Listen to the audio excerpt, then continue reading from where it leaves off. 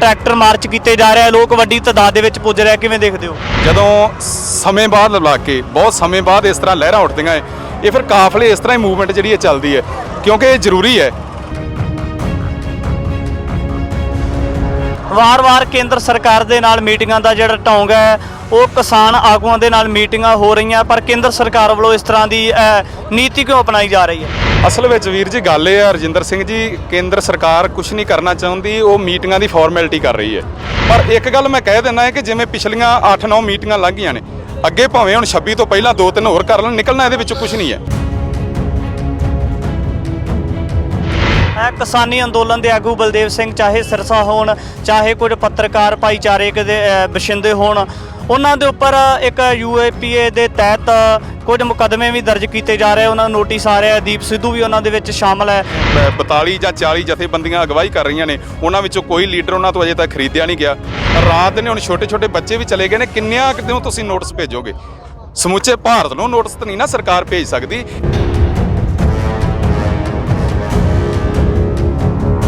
ਕੇਂਦਰ ਸਰਕਾਰ ਅਸਲ ਵਿੱਚ ਵੀਰਾ ਜੀ ਗੱਲ ਇਸ ਤਰ੍ਹਾਂ ਹੁੰਦੀ ਹੈ ਕਿ ਸੱਤਾ ਦਾ ਨਸ਼ਾ ਹੁੰਦਾ ਹੈ, ਉਹਨਾਂ ਨੂੰ ਇੱਕ ਸੱਤਾ ਦਾ ਨਸ਼ਾ ਹੈ। ਉਹਨਾਂ ਨੂੰ ਇੰਜ ਲੱਗਦਾ ਹੈ ਕਿ ਅੱਜ ਤੱਕ ਅਸੀਂ ਜਿੰਨੇ ਵੀ ਕਾਨੂੰਨ ਬਣਾਏ ਨੇ, ਜਿੰਨੇ ਵੀ ਸਟੈਪ ਚੱਕੇ ਨੇ, ਉਹਨਾਂ ਵਿੱਚ ਅਸੀਂ ਸਫਲਤਾ ਹੀ ਲਈ ਹੈ। ਮੋਦੀ ਸਰਕਾਰ ਨੂੰ ਇਹ ਗੱਲ ਕਹਿਣਾ ਚਾਹੁੰਦਾ ਹੈ ਕਿ ਜਾਂ ਤਾਂ ਇਹ ਕਾਲੇ ਕਾਨੂੰਨ ਵਾਪਸ ਲੈ ਲਓ ਤੇ ਨਹੀਂ ਤਾਂ ਸਾਡਾ ਇਤਿਹਾਸ ਪੜ੍ਹ ਲਓ ਪੰਜਾਬੀਆਂ ਦਾ।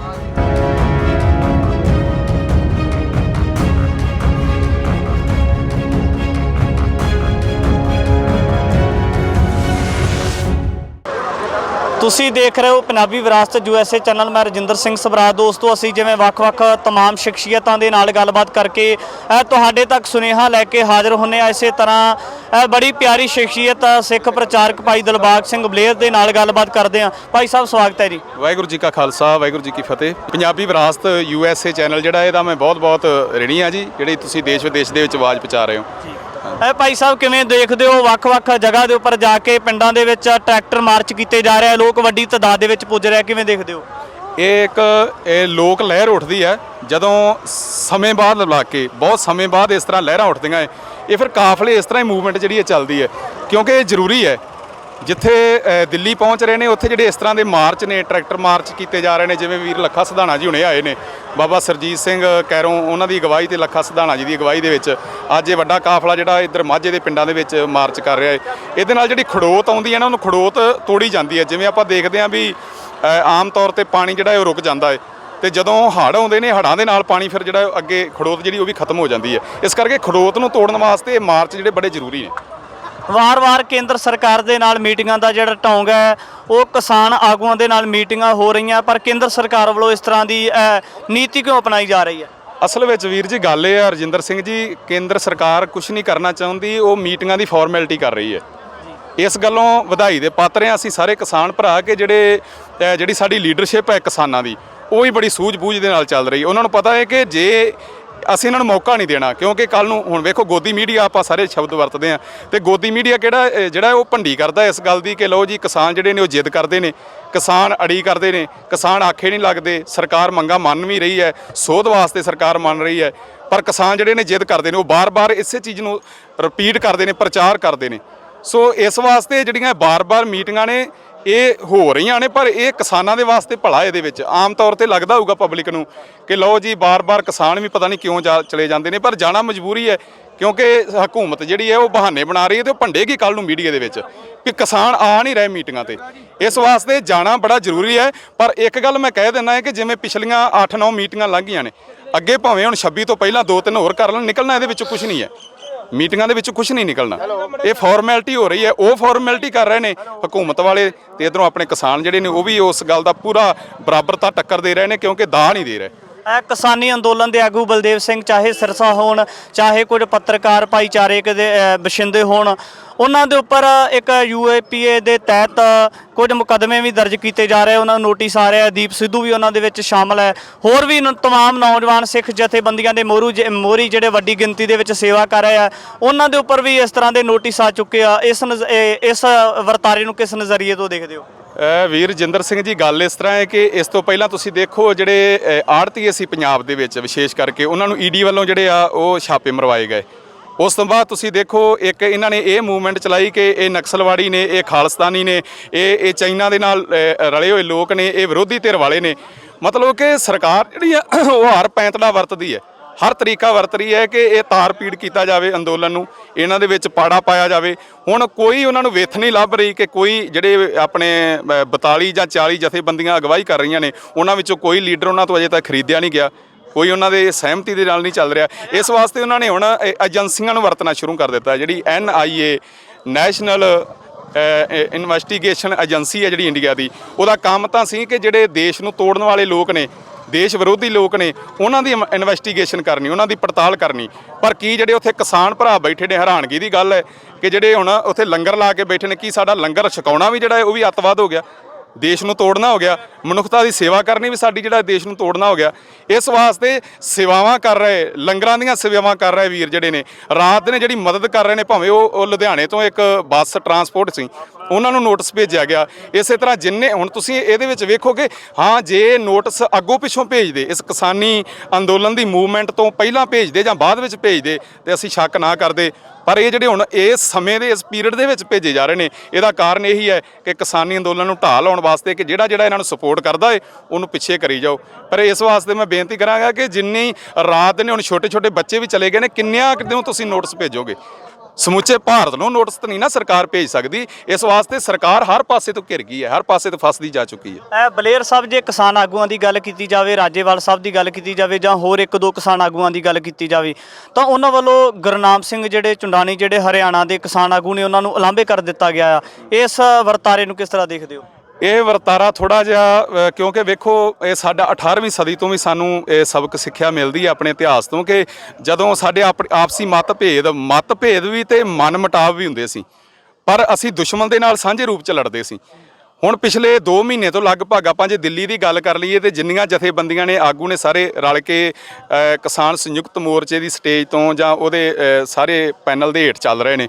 ਪਰ ਜਿਹੜਾ ਹੁਣ ਆਪਾਂ ਅੱਜ ਕੱਲ੍ਹ ਦੀ ਖਬਰ ਸੁਣ ਰਹੇ ਹਾਂ ਕਿ ਸਰਦਾਰ ਗੁਰਨਾਮ ਸਿੰਘ ਚੰਡੂਨੀ ਜਿਹੜੇ ਹਰਿਆਣੇ ਦੇ ਵਿੱਚੋਂ ਕਿਸਾਨ ਆਗੂ ਨੇ, ਬਹੁਤ ਸਿਰ ਕੱਢ ਤੇ ਬਹੁਤ ਵੱਡੀ ਉਹਨਾਂ ਨੇ ਹੁਣ ਤੱਕ ਜ਼ਿੰਮੇਵਾਰੀਆਂ ਨਿਭਾਈਆਂ ਨੇ। ਜਿਵੇਂ ਖੱਟੜ ਸਰਕਾਰ ਦੇ ਜਿਹੜੇ ਰੈਲੀ ਸੀ ਉਹਨੂੰ ਫੇਲ ਕੀਤਾ ਉਹਨਾਂ ਨੇ, ਅੱਗੇ ਹੋ ਕੇ ਉਹਦੀ ਜ਼ਿੰਮੇਵਾਰੀ ਵੀ ਲਈ।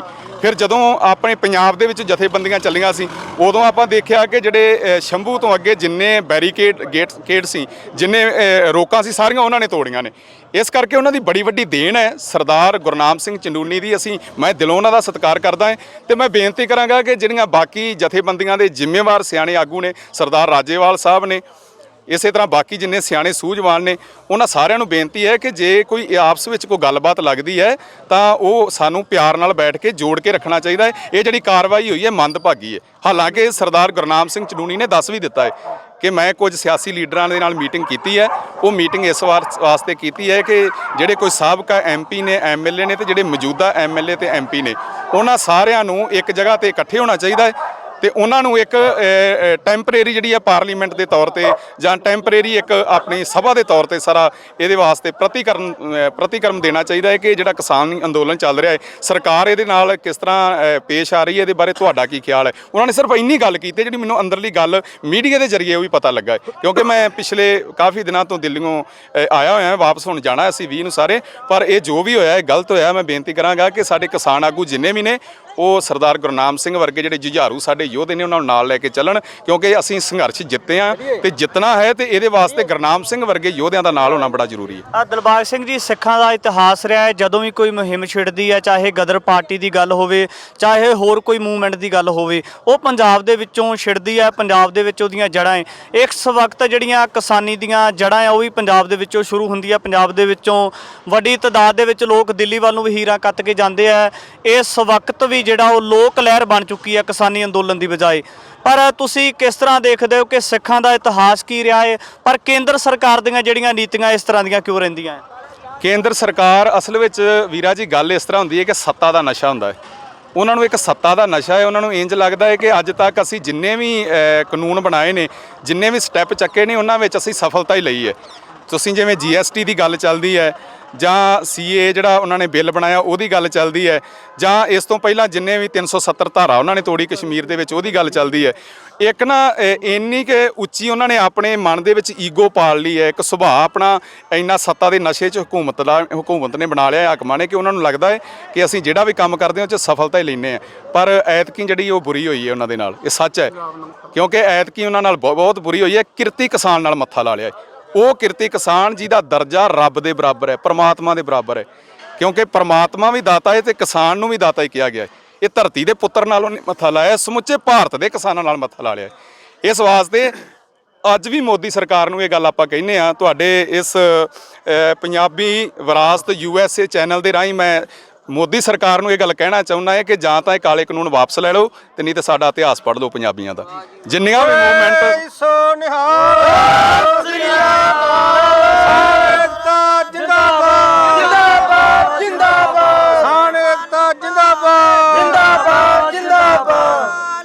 ਕਿਉਂਕਿ ਗੱਲ ਇਹ ਹੈ ਕਿ ਇਹ ਮੂਵਮੈਂਟ ਜਿਸ ਪੱਧਰ ਤੇ ਜਾ ਚੁੱਕੀ ਹੈ, ਜਿਸ ਪੜਾਅ ਤੇ ਅੰਦੋਲਨ ਜਿੱਤ ਦੇ ਕੰਢਿਆਂ ਤੇ ਪਹੁੰਚ ਚੁੱਕਾ ਹੈ, ਵਾਪਸ ਨਹੀਂ ਮੁੜਨਾ। ਸਰਕਾਰ ਨੂੰ ਮੁੜਨਾ ਹੀ ਪੈਣਾ ਹੈ, ਭਾਵੇਂ ਅੱਜ ਮੁੜ ਲੇ ਭਾਵੇਂ ਕੱਲ ਨੂੰ ਮੁੜ ਲੇ। ਇਸ ਵਾਸਤੇ ਜਿੱਤ ਯਕੀਨੀ ਹੈ। ਕਿਰਤੀ ਕਿਸਾਨ ਦੀ ਲੜਾਈ ਹੈ ਇਹ ਜੰਗ, ਕਾਰਪੋਰੇਟ ਘਰਾਣੇ ਤੇ ਬਨਾਮ ਕਿਰਤੀ ਕਿਸਾਨ ਦੀ ਜੰਗ ਹੈ। ਮੋਦੀ ਸਰਕਾਰ ਤਾਂ ਵਿੱਚ ਇੱਕ ਚਿਹਰਾ ਮੋਹਰਾ ਬਣੀ ਹੈ ਤੇ ਜਿੰਨੇ ਵਜ਼ੀਰ ਨੇ ਇਹਨਾਂ ਦੀ ਹਾਲਤ ਤੁਸੀਂ ਵੇਖ ਲਓ, ਮੀਟਿੰਗਾਂ ਦੇ ਵਿੱਚ ਵੀ ਆਉਂਦੇ ਨੇ, ਇੱਕ ਨੌਕਰ ਤੋਂ ਸਿਵਾਏ ਕੁਝ ਵੀ ਨੇ, ਜੋ ਪਿੱਛੋਂ ਆਕਾ ਦੇ ਆਰਡਰ ਆਉਂਦੇ ਨੇ ਉਹੀ ਉਹ ਆਪਣੇ ਨਾਲੋਂ ਨਾਲ ਪੇਸ਼ ਕਰਦੇ ਨੇ ਕਿਸਾਨ ਮੀਟਿੰਗ ਦੇ ਵਿੱਚ। ਇਸ ਕਰਕੇ ਇਹਨਾਂ ਦੇ ਵੱਸ ਕੁਝ ਨਹੀਂ ਹੈ। ਇਹਨਾਂ ਨੂੰ ਇਹ ਅੰਦੋਲਨ ਦੀ ਜਿੱਤ ਪ੍ਰਾਪਤ ਸਵੀਕਾਰ ਕਰਨੀ ਚਾਹੀਦੀ ਹੈ, ਇਸ ਜਿੱਤ ਨੂੰ ਮੰਨ ਲੈਣਾ ਚਾਹੀਦਾ ਹੈ ਤੇ ਕਾਲੇ ਕਾਨੂੰਨ ਜਿਹੜੇ ਉਹਨਾਂ ਨੂੰ ਵਾਪਸ ਲੈ ਲੈਣਾ ਚਾਹੀਦਾ। ਹੁਣ ਆਉਣ ਵਾਲੇ ਦਿਨਾਂ ਦੇ ਵਿੱਚ ਦੇਖਣਾ ਹੋਵੇਗਾ ਕਿ ਕੇਂਦਰ ਸਰਕਾਰ ਜਿਹੜਾ ਆਪਣਾ ਰੁਖ ਹੈ ਉਹ ਬਦਲਦੀ ਹੈ ਜਾਂ ਨਹੀਂ। ਜਿਹੜਾ ਕਿਸਾਨੀ ਅੰਦੋਲਨ ਹੈ ਦਿਨੋਂ ਦਿਨ ਪਿੰਡਾਂ ਦੇ ਵਿੱਚ ਭਖਦਾ ਜਾ ਰਿਹਾ ਹੈ। ਲੋਕ ਵੱਡੀ ਤਾਦਾਦ ਦੇ ਵਿੱਚ ਇਸ ਕਿਸਾਨੀ ਅੰਦੋਲਨ ਦੇ ਵਿੱਚ ਸ਼ਮੂਲੀਅਤ ਕਰਨ ਵਾਸਤੇ ਦਿੱਲੀ ਵੱਲ ਨੂੰ ਚਾਲਾਂ ਪਾ ਰਹੇ ਨੇ। ਆਉਣ ਵਾਲੇ तमाम ਵਿਸ਼ੇ ਲੈ ਕੇ ਤੁਹਾਡੇ ਸਨਮੁਖ ਹੋਵਾਂਗੇ। ਮੈਂ ਰਜਿੰਦਰ ਸਿੰਘ ਸਭਰਾ, ਧੰਨਵਾਦ।